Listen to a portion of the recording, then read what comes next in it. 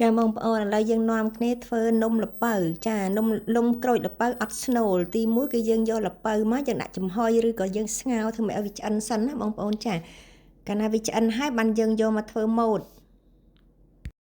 បងប្អូននំល្ពៅយើងមិញដែលយើងចំហុយរួចហើយយើងលាយម្សៅបងប្អូនយើងលាយម្សៅយើងដាក់បើយើងចូលចិត្តអញដាក់ស្ករបន្តិចទៅហើយដាក់ខ្ទិះដូងផងណាបងប្អូនចា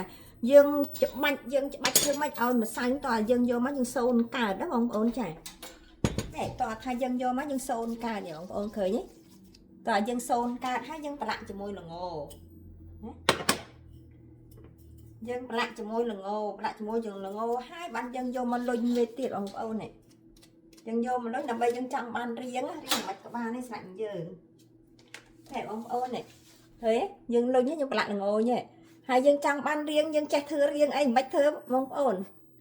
រៀងឆ្មារៀងកតោរៀងអីឲ្យយើងចេះធ្វើណាបងប្អូនណាចាអញ្ចឹង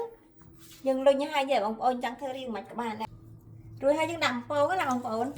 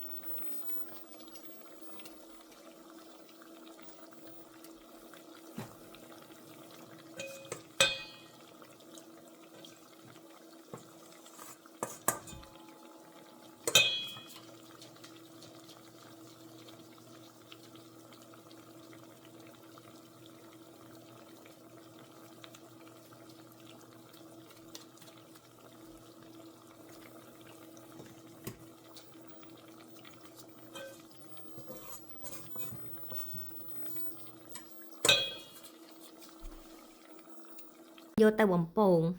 ចាកាលណាបំពងឆ្អិនហើយគឺលក្ខណៈដូចនំក្រូចហ្នឹងបងប្អូនអាហ្នឹងខ្ញុំហៅថានំក្រូចល្ពៅអត់ស្នូលចានំក្រូចល្ពៅអត់ស្នូលបងប្អូនស្វិតឆ្ងាញ់ហើយទន់ខាងក្នុងបងប្អូនខាងក្រៅគឺស្រួយតែម្ដងចា